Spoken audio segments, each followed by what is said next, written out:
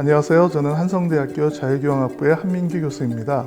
제가 활동하는 국제표준기구는 3GPP, 1M, 2M, OMA 스펙웍스였고요.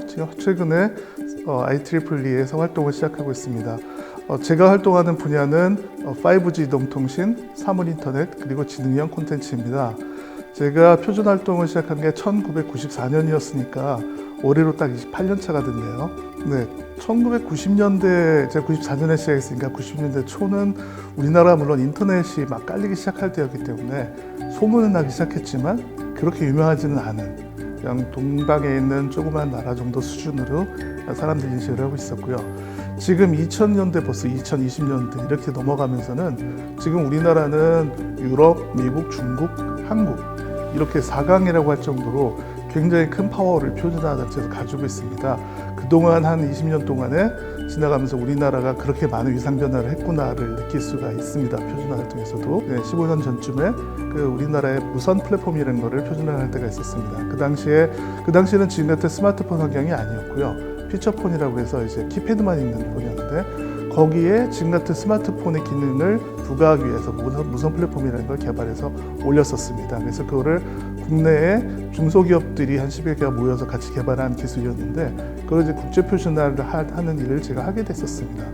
그래서 그런 플랫폼에 대한 이해도도 그렇게 높지 않은 상태에서 어떤 거를 표준화해야 되는지 아이템을 잡고 또 그 아이템을 과제로 채택하고 내용을 또 제정하고 하는 과정에서 수많은 외국 사람들을 만나서 설득하고 그 사람들도 같이 동조하고 이러면서 최종적으로 표준을 제정했을 때 그때가 굉장히 뿌듯한 기억으로 남습니다. 그리고 그 이외에 우리나라에서 표준화를 하면서 그 하나 느꼈던 거는 제가 사실 표준화를 처음 했을 때 놀랐던 게 유럽에 있는 중소기업들이 이제 표준화를 활동을 하고 있었어요. 1990년대 초죠. 중소기업 한 4명, 5명 있는 회사 사람들이 와갖고 표준화 회의를 이통사와 같이 하는 거예요. 그래서 그 회사들이 표준화를 2년, 3년 해가면서 회사가 이동통신사와 같이 쭉쭉쭉 하는 게 보이는 거죠. 그래서 최종적으로 그 표준이 딱 완료가 되고 그러니까 3, 4년 좀 뒤였죠. 표준이 완료가 되고 그 회사는 300명이 넘고 곧 IPO를 하는 회사로 성장을 해 있더라고요. 그래서 그런 측면에서 봤을 때 이 표준화라는 활동을 통해서 이렇게 중소기업이 커나가는 것도 같이 해나갈 수 있겠구나 그런 거를 또 느낄 수 있었습니다. 국내 표준화를 짧게 말하자면 사자성어로 대동단결, 국제 표준화는 기술 외교 이렇게 표현할 수 있을 것 같습니다. 표준 활동이라는 건 단순히 기술 활동이 아니고요. 그 표준 활동을 통해서 기술을 어떻게 기획하는가 그리고 기획해가는 과정에서 어떻게 체계적으로 정리하는가 또 다른 사람으로부터의 동의를 어떻게 끌어내는가를 배우는 매우 소중한 과정이라고 생각을 합니다. 이 표준 활동을 계속 하게 되면서 생기는 전문가 네트워크가 또 굉장히 큰 도움이 됩니다. 그래서 그런 두 가지 측면에서 저는 후배 또는 제 학생들에게 표준 활동을 권합니다. 사실 표준화 전문가라고 하면 당연히 갖춰야 될 소양은 영어와 기술적인 전문성이겠죠. 근데 이런 얘기는 뭐 너무나 교과서적인 얘기고 모든 분이 얘기했을 거라고 생각이 됩니다.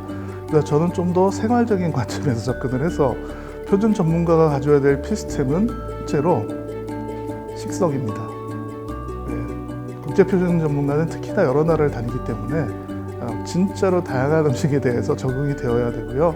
자기 건강을 유지할 수 있으려면 식성을 굉장히 잘 아주 넓게 폭넓게 드실 수 있는 게 좋고요. 두 번째로 철면피가 필요합니다. 이게 왜 그러냐면은 표준회의라는 게 물론 이제 오랫동안 다니던 회의라는 그건 국내외 마찬가지죠. 예, 오랫동안 다니던 회의라면 모르겠는데 사실은 기술적인 주제가 변함에 따라서 새로운 회의에 조인할 때가 많고요. 또 거기 새로 오는 사람도 굉장히 많죠. 그럼 그분들하고 어떤 수많은 얘기를 나누고 나중에 공감을 갖고 이렇게 하려면 자기가 먼저 접근을 하고 또 그 사람하고 어떤 관계를 쌓아가는 노력을 해야 됩니다. 근데 거기에 있어서 얼굴이 얇으면 그런 활동하기가 어렵겠죠. 그래서 철면피가 필요하고요. 제가 알던 중국 친구인데 처음에 표준회의 왔는데 영어를 거의 못했어요. 그 친구는. 근데 이 철면피를 내세우고 중간중간에 중국어 섞으면서 막 영어를 내뱉어요. 지금은 영어 굉장히 잘합니다. 의장까지도 했고요. 그래서 그런 측면에서 봤을 때 물론 뭐 회의에 피해를 주면 안 되겠지만 어느 정도의 철면피를 가지고 있는 게 표준화하는 전문가한테 필요하다 이렇게 생각을 합니다. 요즘은 4차 산업혁명 시대입니다. 그러다 보니까 기술과 기술의 융합, 산업과 산업 간의 융합이 굉장히 많이 일어나고 있고요. 그러다 보니 이 표준이란 분야도 영역별로 크로싱되는 표준들이 많이 만들어질 수밖에 없는 상황이 되고 있습니다. TTA에만 있는 게 아니라 TTA 이외에 전 세계적으로 뭐 공식 표준기구든 사실 표준기구는 다 있는 일이고요. 그래서 제가 우리 TTA 기술위원회 그리고 위원님께 바라는 거는 이런 융합 분야에서 이 영역에 더 쓸만한 더 좋은 표준을 만들 수 있는가를 더 고민을 많이 해주시고 덧붙여서 서로 다른 영역에 있는 전문가분들과의 어떤 보다 넓은 마음으로 역지사지의 마음으로 더 협업을 할 수 있고 더 서로 도울 수 있는 그런 환경이 돼서 그런 융합 분야의 표준을 좀 더 잘 만들 수 있는 그런 분위기가 됐으면 하는 게 제가 바라는 거고요. 또 쉽지는 않겠지만 그런 부분들이 단순히 개인과 개인 간의 관계가 아니라 전체적인 TTA 기술위원회의 시스템으로 정착될 수 있도록 서로 아이디어를 같이 한번 냈으면 그리고 그게 잘 정착됐으면 하는 기대를 해봅니다.